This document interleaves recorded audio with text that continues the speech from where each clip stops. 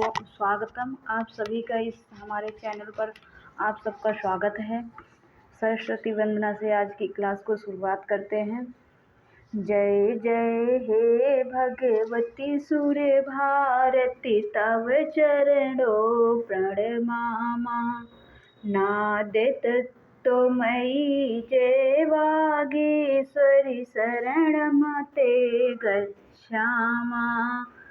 त्वमसि शरण्या त्रिभुवनधन्या सूर्यमुनिवन्दितचरणा। नवरस मधुरा कविता मुखरा ईषमत रुचिरा भरणा। आसीना भव मानस हंसे कुंद तुहिं शशि धवले। हर जड़ताम कुरु बुद्धि विकासम सित पंकज रुचि विमले। ललित कलामयी ज्ञान विभामयी वीणा पुस्तक धारिणी। मतिरास्ताम नोतो पद कमले ऐकुंठ विषहारिणी। जय जय जय हे भगवती सूर्य भारती तव चरणों प्रणमामा। जय जय जय हे भगवती सूर्य भारती तव चरणों प्रणमामा। आगे की क्लास हम कल लकार पढ़े थे। लकार में लट लकार को पढ़े थे, तो आज उसके आगे हम लोट लकार को पढ़ते हैं। लोट लकार में जैसे है कि इसमें भी लकार का प्रयोग और पढ़ रहे हैं कि एक वचन और द्विवचन में क्या होता है कि शब्द रूप और धातु रूप दोनों साथ में पढ़ रहे हैं।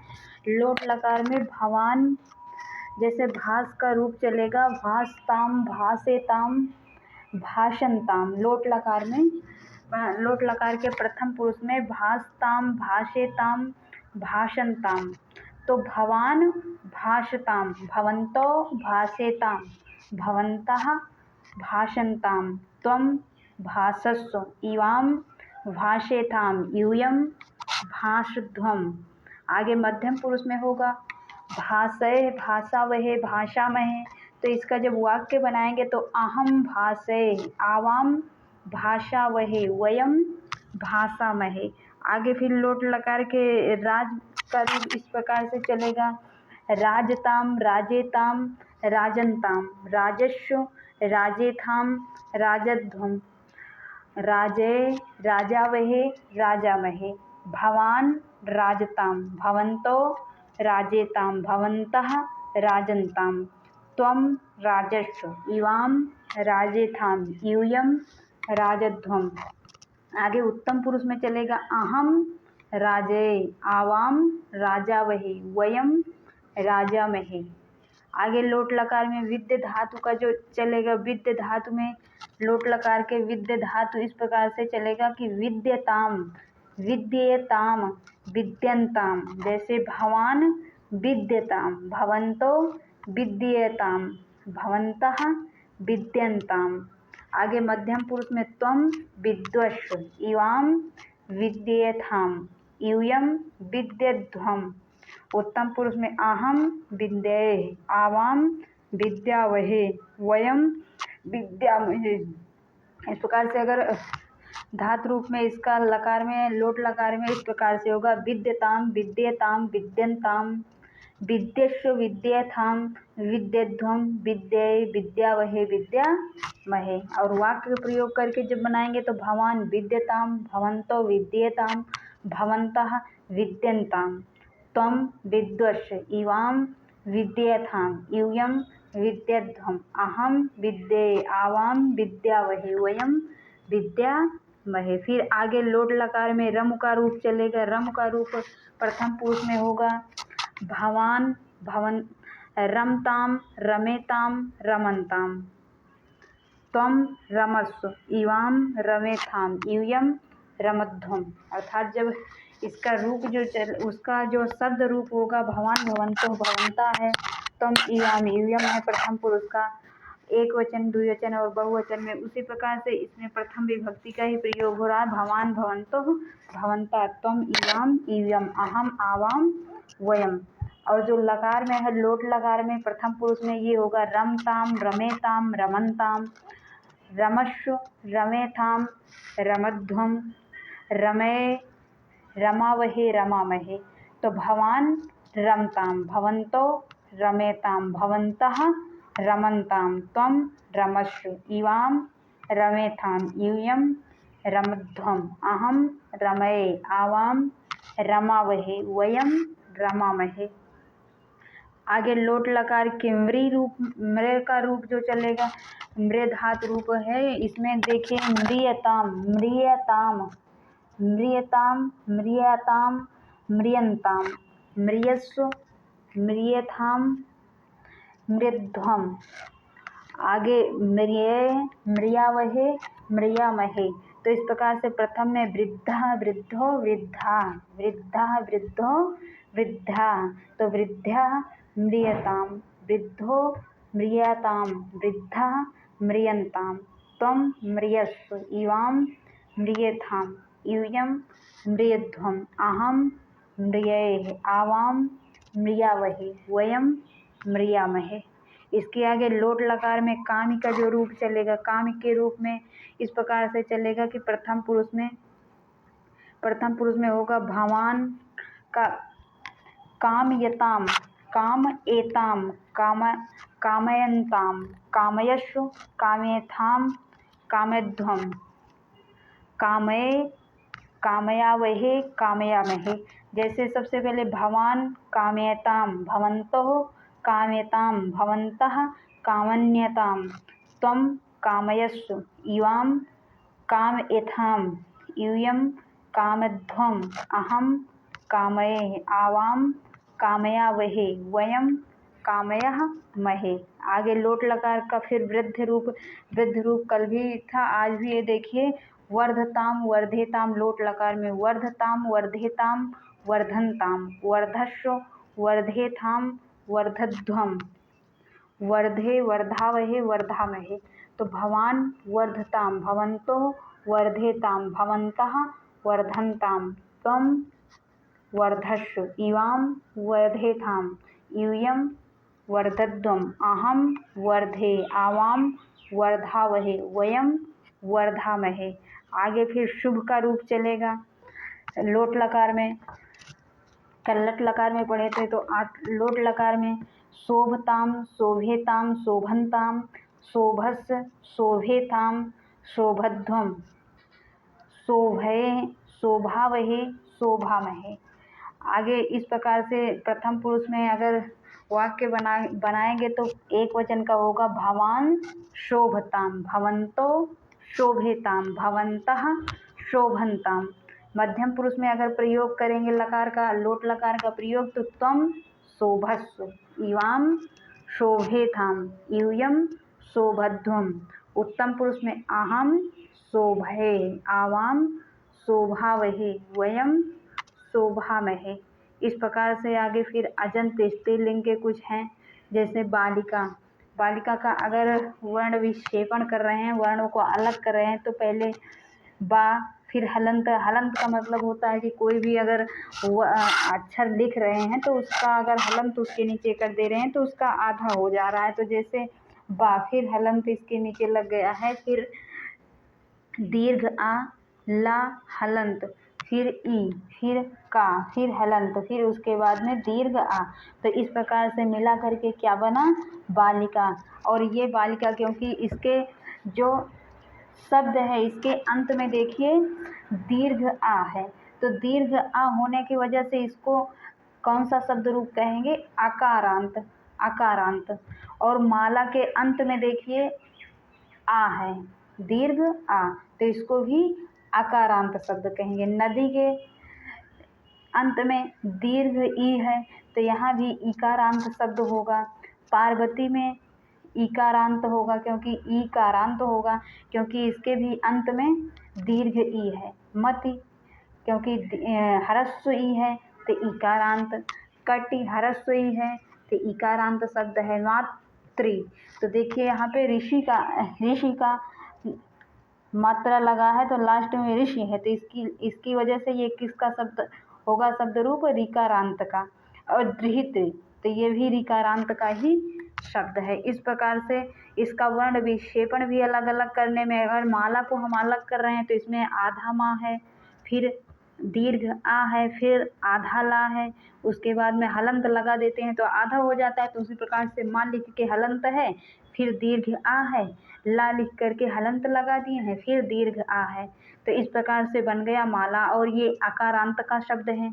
आगे नदी में ना लिख करके हलंत कर दे रहे हैं, हर्ष आ कर दे रहे हैं, फिर दा कर दे रहे हैं, फिर दीर्घ ई कर दे रहे हैं, तो इस प्रकार से बना नदी। तो ये भी ईकारांत का शब्द है। पार्वती में पा हलंत, फिर दीर्घ आ हो गया, फिर रा हलंत, वा हलंत, फिर हर्ष आ, फिर ता हलंत, फिर दीर्घ ई।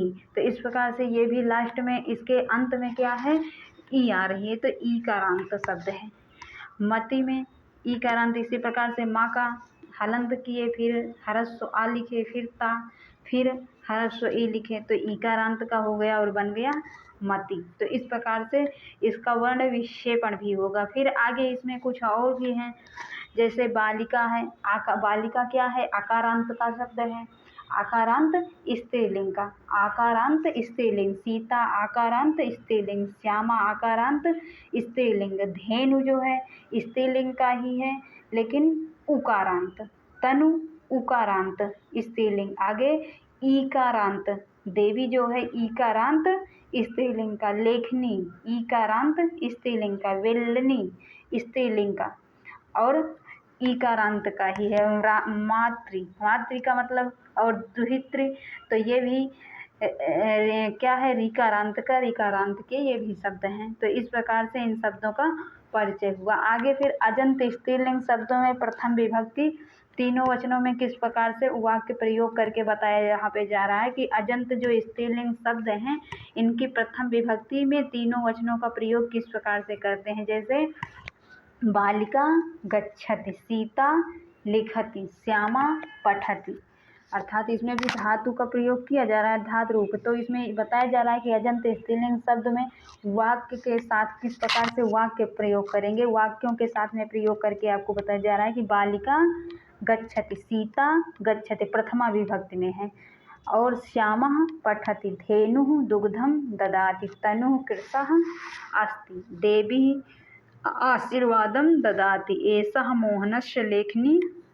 अस्ति, बेल्लनी पाकशालायाम् अस्ति, माता चायं ददाति, दुहिता विद्यालयं गच्छति। इस प्रकार से आगे द्विवचन का, इसमें एक वचन का प्रयोग था। अब आगे देखिए द्विवचन में वाक्य का प्रयोग किस प्रकार से होगा। बालिका के बाद बालिके होता है, द्विवचन में क्या होता है, बालिके होता है, सीते होता है, श्यामे होता है, धेनु, तनु, देव्यो। तो इस प्रकार से बालिके गच्छता। आगे जो लकार का प्रयोग होगा वो द्विवचन के लकार का प्रयोग होगा, जैसे गच्छति के बाद में गच्छता होता है, तो और बालिका बालिके। तो इसी प्रकार से यहाँ पे बालिके गच्छता, क्योंकि जो क्रिया भी प्रयोग होगी वो भी दो वचन का होगा, और जो इसमें शब्द भी प्रयोग किया जा रहा है कर्ता के रूप में वो भी दो वचन का होगा। तो बालिके के अनुसार यहाँ पे क्या होगा, गच्छता, सीते के अनुसार लिखता, श्यामे के अनुसार पठता, धेनु के धेनु दुग्धम दत्ता, तनु कृषे अस्ता, देव्यो आशीर्वादं दत्ता, मोहनस्य लेखन्यो अस्ता।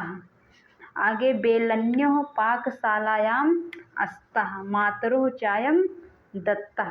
तो देखिए इसमें द्विवचन का जो शब्द रूप है लेखन्यो, बेलन्यो, विभक्ति में प्रथम विभक्ति के द्विवचन का ही प्रयोग यहाँ पे है, लेखन्यों में, बेलन्यों में, मातरों में, दुहितारों में।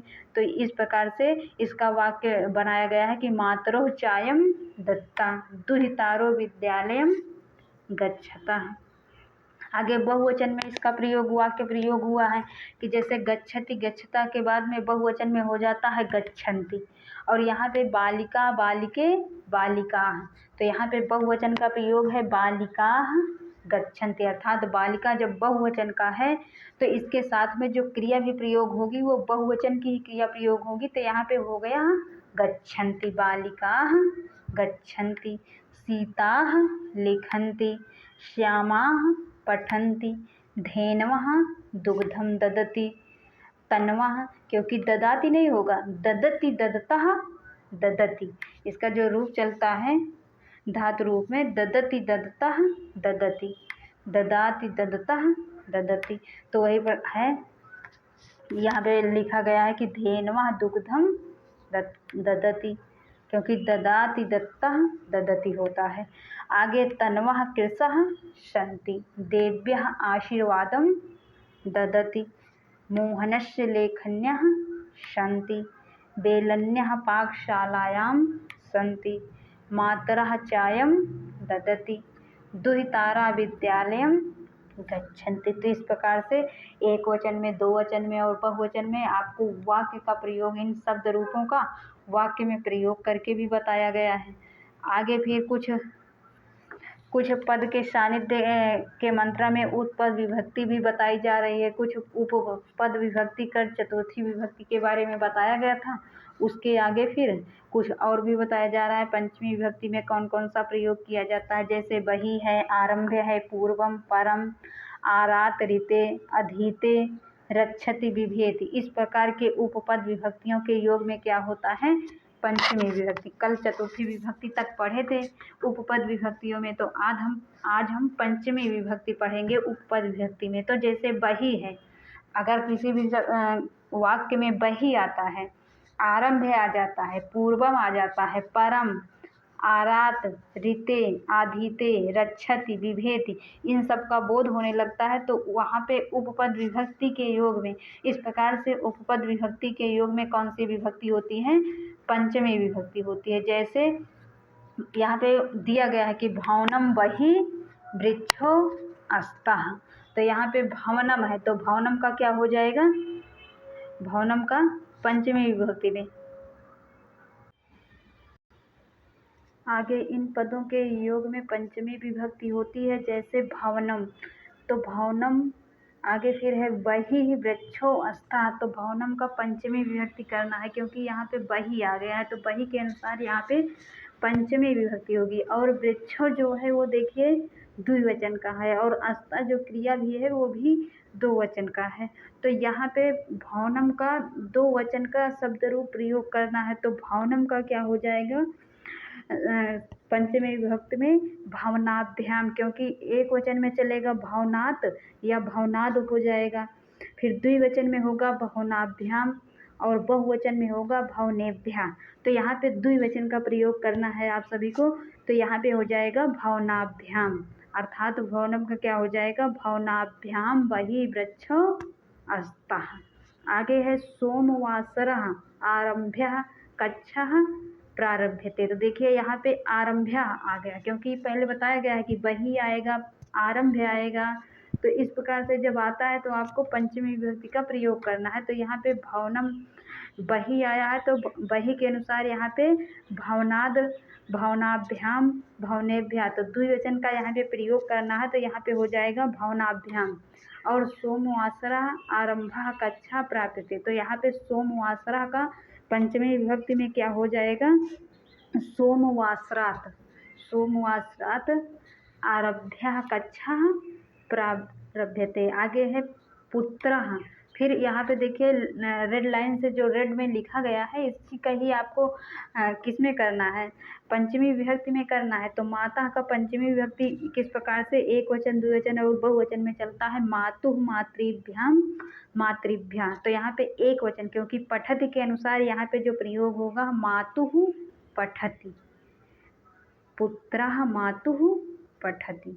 आगे हो जाएगा, फिर आगे पिता दुर्जन संसर्गः, तो यहाँ पे दुर्जन संसर्ग को पंचमी विभक्ति में करना है, तो दुर्जन संसर्गः का पंचमी विभक्ति में हो जाएगा दुर्जन संसर्गरात्, और फिर द्विवचन में होगा दुर्जन संसर्गाभ्याम, दुर्जन संसर्गेभ्यः, तो यहाँ पे एक वचन का ही प्रयोग करना है, तो यहाँ पे हो जाएगा दुर्जन संसर्गात् पिता पिता दुर्जन संसर्गात पुत्रम रक्षति। आगे फिर यहाँ पे वटु, फिर यहाँ पे गुरु का पंचमी विभक्ति में करना है। तो गुरु का जो पंचमी विभक्ति में रूप चलता है वो है गुरु गुरुभ्याम गुरुभ्या। तो यहाँ पे गुरु हो जाएगा, क्या हो जाएगा, गुरु विभेति। आगे काह त्वम काह विभेष। तो यहाँ पे काह का पंचमी विभक्ति करना है। तो काह का रूप ऐसे चलेगा कस्मात, एक वचन में कस्मात या कस्माद होता है, फिर काभ्याम केभ्या। तो यहाँ पे एक वचन का ही प्रयोग करना है। तो यहाँ पे हो जाएगा, चाहे कस्मात लिखो या कस्माद, कस्मात त्वम कस्मात या कस्माद विभेषि। आगे है साह सह त्वम। तो यहाँ पे त्वम का पंचमी विभक्ति करना है। तो त्वम का पंचमी विभक्ति क्या होगा, त्वत, क्योंकि ये पढ़ाया गया है कि त्वम त्वया, त्वम त्वाम त्वया तुभ्यम त्वत, है ना। तो इस प्रकार से त्वम का पंचमी विभक्ति क्या होगा, त्वत। युवाभ्याम युष्मत होता है। तो यहाँ पे एक वचन का ही प्रयोग करना है। तो यहाँ पे क्या हो जाएगा, त्वत। सह त्वत विना न गच्छति। आगे है फिर पुरतः पृष्ठतः दक्षिणतः वामतः ऊपरी अधः अंतः। इस प्रकार से जो ये शब्द दिए जा रहे हैं आपको कि पुरतः है, पृष्ठतः है, दक्षिणतः है, वामतः है, पुरतः पृष्ठतः दक्षिणतः वामतः ऊपरी अधः अंतः इत्यादि उपपद के योग में जो विभक्ति होगी ये खष्टी विभक्ति होती है। ये पुरतः अगर आ जाए, पृष्ठतः आ जाए, कहीं पे दक्षिणतः आ जाए और वामतः आ जाए, ऊपर ही आ जाए, आधा आ जाए, तो इन सभी के उपपद विभक्तियों के, इन सभी उपपदों के योग में कौन सी विभक्ति आएगी, षष्ठी विभक्ति होती है। जैसे विद्यालय, तो यहाँ पे षष्ठी विभक्ति का आपको प्रयोग करना है। तो विद्यालय का क्या हो जाएगा षष्ठी में, विद्यालयस्य, अर्थात षष्ठी में ऐसा रूप चलेगा विद्यालयस्य विद्यालयो विद्यालयानाम। तो उसी प्रकार से यहाँ पे विद्यालय, विद्यालयस्य, विद्यालय का क्या हो जाएगा षष्ठी में, विद्यालयस्य पुरतः मम मातुलस्य गृहं वर्तते। आगे राम का षष्ठी क्या हो जाएगा, रामस्य पृष्ठतः लक्ष्मणः गच्छति। राम का षष्ठी में रामस्य, क्योंकि ऐसे रूप चलता है रामस्य रामयो रामाणाम। तो इस प्रकार से रामस्य पृष्ठतः लक्ष्मणः गच्छति। अब का षष्ठी विभक्ति क्या होगा, तो का षष्ठी विभक्ति होता है कस्य कयो केसाम। तो यहाँ पे क्या हो जाएगा, कस्य ऊपरी खगः सन्ति, कस्य ऊपरी खगः सन्ति।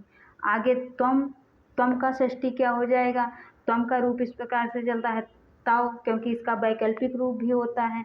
तो तव लिखा जाएगा या ते लिखा जाएगा, और द्विवचन में युवयो भी लिखा जाएगा, वाम भी लिखा जाएगा, और बहुवचन में युष्माकम भी लिखा जाएगा या वा भी लिखा जा सकता है। तो इसमें यहाँ पे प्रयोग जो किया जाएगा, त्वम की जगह यहाँ पे तव या ते दोनों कर सकते हैं। तो तव दक्षिणतः आसन्दः अस्ति। आगे है युवाम, युवाम द्विवचन का है। तो द्विवचन के अनुसार यहाँ पे क्या हो जाएगा षष्ठी का, युवयोः, युवयोः पुरतः युवये लक्ष्यम विद्यते। इस प्रकार से फिर आगे वयम है।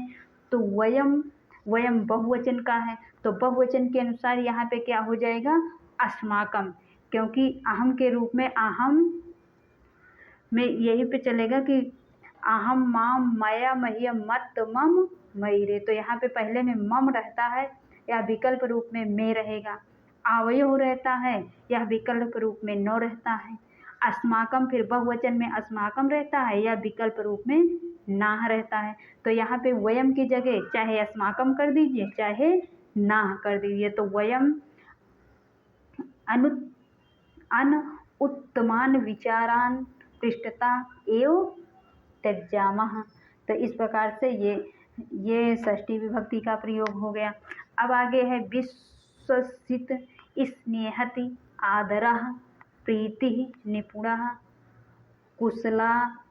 कुशलादि इत्यादि में उपपद विभक्ति के योग में कौन सी विभक्ति होती है, सप्तमी विभक्ति होती है। इन उपपदों के योग में सप्तमी विभक्ति होती है, अर्थात विश्वसिति आ जाए, स्नेहति आ जाए, आदरः आ जाए, प्रीति आ जाए, निपुणः आ जाए, कुशल कुशल आदि। इस प्रकार से जो उपपद के योग में सप्तमी विभक्ति होती है, जैसे इसमें दिया गया है तो एक में कि क्या है, स्नेहति, क्या है, पिता पुत्री ही स्नेहति। आगे फिर कुछ सुभाषितान के हैं। सुभाषितान में देखिए, सुभाषितान का मतलब कि अच्छे वचन, अच्छे भाषण। सु का मतलब अच्छा और भाषितान का मतलब भाषण, तो अच्छे अच्छे भाषण। देखिए इसमें क्या है, का कह कृष्णा पिका कृष्णा को भेदा पिक काकयो बसंते समय प्राप्ते का कह पिका। देखिए काका कृष्णा, पीका कृष्णा। आगे है काका माने कौवा, कृष्ण माने काला और पीका माने कोयल, कृष्ण माने काली। तो इस प्रकार से कौवा भी क्या होता है, काला होता है और कोयल भी काली होती है। तो इस प्रकार से कौवा और कोयल में क्या भेद होता है। लेकिन बसंत समय प्राप्त है काका, अर्थात जब बसंत का समय आता है तो बसंत के समय में आने पर कौवा कौवा हो जाता है, क्योंकि बोली से स्पष्ट हो जाता है कि कौन सा कौवा है और कौन सी कोयल है। तो इस प्रकार से दर्शने अर्थात देखने में तो दोनों काले होते हैं कि काका कृष्णा पिका कृष्णा को भेदा पिक का कहो बसंत समय प्राप्त है काका पिका पिका। इस प्रकार से है कि इसमें दर्शने काकस्य वर्णा कृष्णा भवति। देखने में कौवा क्या है, कौवा का रंग भी काला होता है और कोयल का रंग भी काला ही होता है। लेकिन त्राहि द्वयो मध्य, लेकिन दोनों के मध्य में भेद क्या है, भेद इस प्रकार के तयो गुण के अनुसार कि उनके गुण के अनुसार दोनों के मध्य भेद ज्ञात होता है। जैसे ही बसंत का मौसम, बसंत का समय प्राप्त होता है, आता है, वैसे ही दोनों की ध्वनि अर्थात दोनों ध्वनि करते हैं, तब दोनों के ध्वनि में भिन्नता होती है। इस प्रकार से कि कोयल की आवाज़ सभी सुनना चाहते हैं और मधुर होती है और कौवे की कर्कश वाणी कोई नहीं सुनना चाहता। तो इस प्रकार से है कि व्यक्तियों में भी अर्थात चाहे कोई भी इस कौवे की तरह कोई भी काले रंग का हो जाए, उसके जैसे वेशभूषा हो जाए, समाज में सज्जनों की भांति हो जाए, लेकिन अर्थात दुर्जन व्यक्ति है तो उसके दुर्जनता वाले स्वभाव से ही, उसके गलत गुणों के माध्यम से ही उसकी दुर्जनता और सज्जनता की पहचान हो जाती है। तो इस प्रकार से काका कृष्णा पिका कृष्णा को भेदा पिक काकयो बसंत समय प्राप्त काका पिका पिका। आगे फिर इस कक्षा को विराम करते हैं इस वचनों के द्वारा। सर्वे भवन्तु सुखिनः, सर्वे सन्तु निरामया, सर्वे भद्राणि पश्यन्तु मा कश्चित् दुःखम् आपनिवात। धन्यवाद। पुनर्मिलामा। आगे आज की वीडियो अगर आप सभी को पसंद आए तो आप इसे लाइक और शेयर ज़रूर करना और सब्सक्राइब भी चैनल को करके थोड़ा मोटिवेट करिए।